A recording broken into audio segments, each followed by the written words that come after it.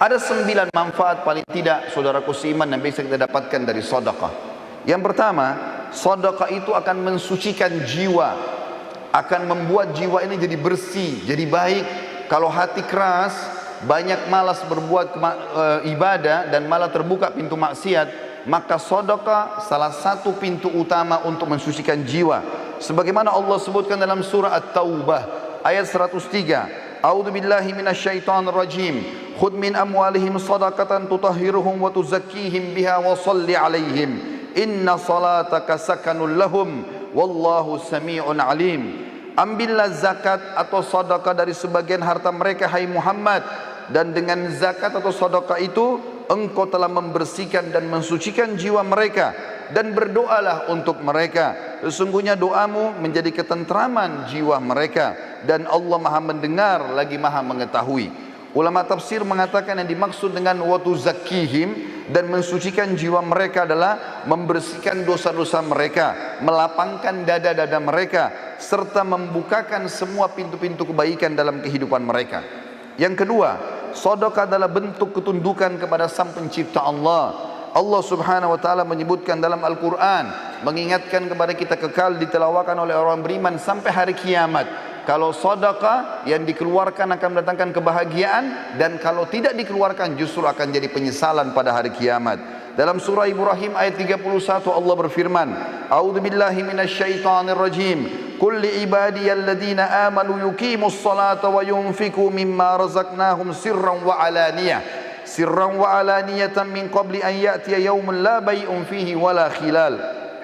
Al-ayah. Katakanlah kepada hamba-hambaku hai Muhammad yang telah beriman, hendaklah mereka mendirikan solat dan menafkahkan sebagian rezeki yang kami berikan kepada mereka, baik secara sembunyi-sembunyi atau terang-terangan, sebelum datang hari kiamat, di mana pada hari itu tidak ada lagi jual beli dan tidak ada lagi persahabatan. Juga dalam surah Al-Baqarah ayat 254 Allah berfirman, A'udzu billahi minasyaitonir rajim. Ya ayyuhalladzina amanu anfiqu mimma razaqnakum min qabli an ya'tiya yaumun la bay'un fihi wala khullatun wala syafa'ah wal kafiruna humudz zalimun. Hai orang-orang yang beriman, yang sudah merasa memiliki iman kepada Allah, Allah memanggil kita semua. Belanjakanlah di jalan Allah sebagian dari rezeki yang telah kami berikan kepada kalian sebelum datang hari yang mana pada hari itu tidak ada lagi jual beli, tidak ada lagi pertolongan, dan orang-orang kafir adalah orang-orang yang zalim.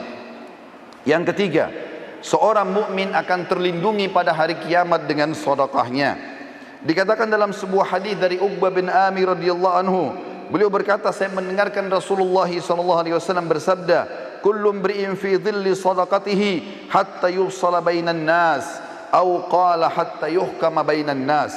Dan hadis ini disebutkan Ibnu Khuzaimah dan dikatakan sanadnya sahih berdasarkan syarat Muslim, yang artinya adalah setiap orang nanti pada hari kiamat akan dilindungi oleh sedekahnya, di mana Allah Subhanahu wa taala sedang ditunggu untuk mengadili para hamba-hamba, atau kata Nabi SAW, hingga Allah memutuskan di antara manusia.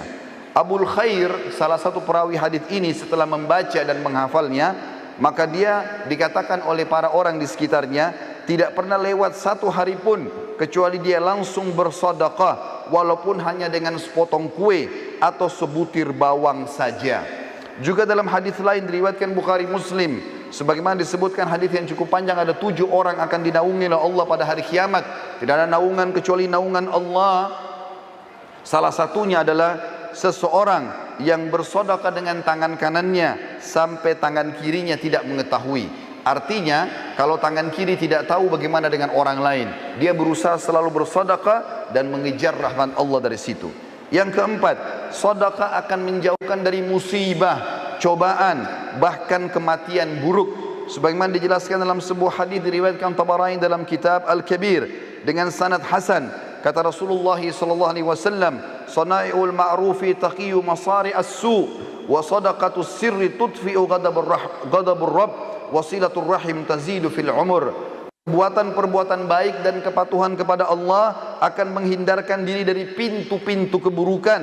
Sedekah yang tersembunyi akan memadamkan amarahnya Sang Pencipta Allah dan menyambung tali silaturahim, akan menambah umur. Di dalam hadis yang lain dari Anas bin Malik radhiyallahu anhu, bahwasanya Rasulullah sallallahu alaihi wasallam bersabda, "Inna sadaqata la tudfi'u ghadabur rabb wa tadfa'u an mitati su'." Ketahuilah bahwasanya sedekah dapat memadamkan amarahnya Sang Pencipta karena sudah melanggar dan menghindarkan diri dari kematian yang buruk. Kata Ibnu Arabi Al-Maliki rahimahullah, hakikat daripada terhindar dari kematian buruk adalah kematian dalam kondisi bermaksiat. Sementara Al-Mubarakfuri rahimahullah mengatakan, Al-Iraqi berkata, secara zahir maksud kematian buruk ialah kematian yang mana Rasulullah sallallahu alaihi wasallam berlindung kepada Allah darinya, betapa atau berupa hancur, jatuh, tenggelam, kebakaran, tergoda syaitan pada saat sedang menghadapi sakaratil maut, atau terbunuh pada saat lari dari kancah peperangan, atau apapun yang merupakan penilaian manusia, itu adalah mati yang buruk. Yang kelima, sedekah adalah pelita kehidupan, akan memberikan cahaya pada wajah, pada tubuh, pada perilaku-perilaku, pada rumah tangga, pada usaha, pada interaksi dengan manusia. Sebagaimana disebutkan dalam hadis yang sahih diriwayatkan Imam Muslim, kata Nabi SAW, "At-tuhuru syatrul iman, walhamdulillahi tamla'ul mizan, wa subhanallahi walhamdulillahi tamla'ani, au tamla'u ma bainas samawati wal ard, was-salatu nur, was-sadaqatu burhan, was-sabru dhiya, wal Qur'anu hujjatun laka au alaik, kullu nasi yaghdu fabayi'u nafsahu famu'tikuha au mubikuha." Bersuci itu adalah bagian daripada keimanan. Alhamdulillah kalau diucapkan akan memenuhi timbangan pada hari kiamat. Subhanallah dan Alhamdulillah memenuhi apa yang berada di antara langit dan bumi. Salat itu akan menjadi cahaya kehidupan, sementara sedekah akan menjadi pelita kehidupan. Sabar itu akan menjadi penolong, sedangkan Al-Quran bisa menjadi hujjah terhadapmu atau menjadi penolongmu. Apabila kau meninggalkannya maka dia akan menjadi hukuman bagimu, dan kalau kau mengamalkan isinya maka dia akan menyelamatkanmu. Setiap manusia berusaha untuk menjual dirinya dan menyelamatkannya. Di antara mereka ada yang membebaskan dirinya dengan kebaikan-kebaikan, dan ada yang menghancurkannya dengan kemaksiatan. Yang keenam, sedekah itu bisa menebus seorang muslim dari hukuman Sang Pencipta Allah. Sebagaimana disebutkan dalam sebuah hadis, kata Nabi SAW menceritakan tentang Nabi Yahya alaihi salam. Beliau pernah berkata kepada umatnya, "Wa amurukum bis sadaqah, fa inna mathala dzalika kamathali rajulin asarrahu atau asarahu al-adu, fa awthaqu yadahu ila unuqihi wa qaddamuhu liyadribu unuqah, faqal ana afdihi minkum bil qalili wal kathir, fa fadha nafsahu minhum." Saya memerintahkan kalian untuk bersedekah, karena yang demikian itu seperti seseorang yang sedang ditawan oleh musuh, dan mereka mengikat erat tangannya ke lehernya dan dihadapkan untuk dipenggal lehernya. Kemudian dia pun berkata kepada orang-orang yang akan memenggalnya, "Saya menebus diriku dengan seluruh harta yang aku miliki." Akhirnya mereka pun melepaskannya. Nabi SAW telah menyerupakan seorang pemberi sedekah seperti tawanan, lalu sedekah hadir untuk membebaskan dia. Yang ketujuh, Allah akan mengembalikan apa yang dikeluarkan. Sedikit dikeluarkan maka Allah akan berikan besar. Mengeluarkan satu kali sedekah apapun sifatnya, maka pada saat itu minimal balasan Allah 10 kali lipat, bahkan bisa sampai 700 kali lipat dan kelipatan-kelipatan yang banyak. Allah menyebutkan dalam surat Saba ayat 39, A'udzu billahi minasyaitonir rajim. Qul inna rabbi yabsutur rizqa liman yasha'u min ibadihi wa yaqdiru lah wa ma anfaqtum min syai'in fahuwa yukhlifu wa huwa khairur raziqin. Katakanlah hai Muhammad kepada hamba-hambaku, sesungguhnya Tuhanku melapangkan rezeki bagi siapa yang dikehendakinya di antara hamba-hambanya, dan menyempitkan bagi siapa yang dikehendaki. Tapi siapa yang ingin diluaskan rezekinya, maka bernafkahlah di jalan Allah, pasti Allah akan menggantikan, dan dia sebaik-baik pemberi rezeki. Di dalam sebuah hadis yang sahih riwayat Imam Muslim, kata Nabi SAW, Allah berfirman hadis qudsi, "Ya ibna Adam, anfik unfik alaik." Wahai anak Adam, keluarkan dulu di jalanku, maka aku akan berinfak kepadamu. Juga dalam hadis yang lain, di mana Nabi SAW menyebutkan dalam hadis Bukhari Muslim, "Ma min yaumin yusbihul ibadu fihi illa wa malakani yanzilan, fayaqulu ahaduhuma, Allahumma ati munfikan khalafa, wa yaqulul akhar Allahumma a'ti mumsikan talafa. Tidaklah suatu hari lewat kecuali Allah menurunkan malaikat dua orang. Yang satu berkata, ya Allah, berilah ganti rezeki yang luas bagi orang yang berinfak. Dan yang satu lagi mengatakan, ya Allah, berikanlah kebinasaan dan kesempitan hidup bagi orang yang kikir. Yang kedelapan, pahala sedekah tidak pernah terputus dan akan terus dipanen oleh orangnya walaupun dia sudah meninggal dunia. Sebagaimana hadis yang masyhur diriwayatkan oleh Imam Muslim, kata Nabi SAW, idza mata ibnu Adam inqata amalu illa min thalath, sadaqatin jariyah au ilmin yuntafa'u bihi aw waladin salih yad'u lah. Apabila anak Adam meninggal dunia maka terputus segala sumber pahalanya kecuali dari tiga, sedekah jariyah.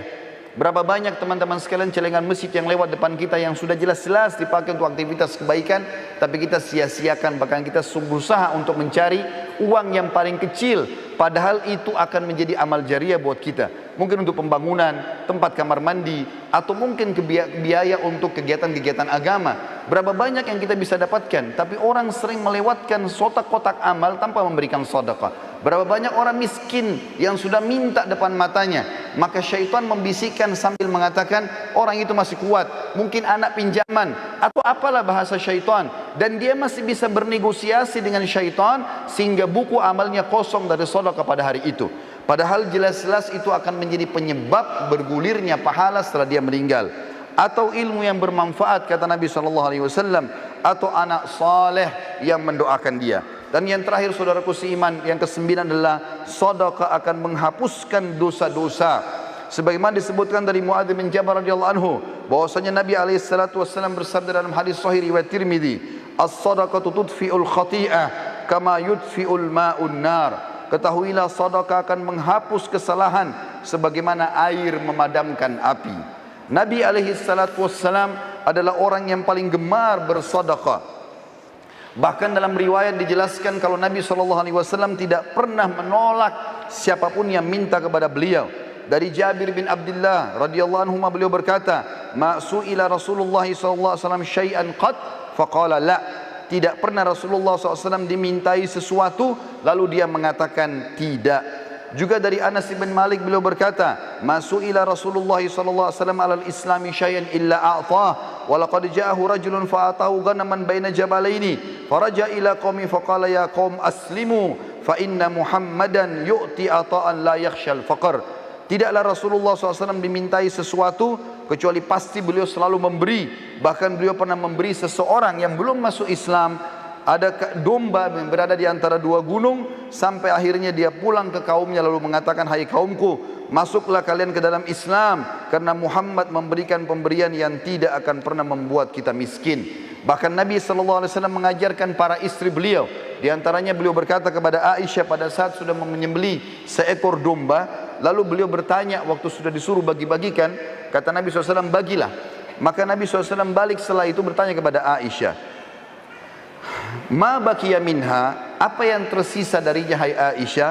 Qalat, maka Aisyah berkata radhiyallahu anha, "Ma baqiya minha illa katifuha." Tidak tersisa lagi ya Rasulullah kecuali bagian lengannya saja, dan itu pun saya siapkan untuk anda. Maka kata Nabi SAW, "Baqiya kulluha ghaira katifiha." Ketahuilah bahwasanya tersisa semuanya, justru yang tertinggal hanyalah lengannya saja atau pundaknya saja. Artinya yang sudah kamu sedekahkan, justru itu yang terbaik yang kita panen pahalanya pada hari kiamat, dan itu yang kekal, sementara yang tertinggal kita makan akan habis.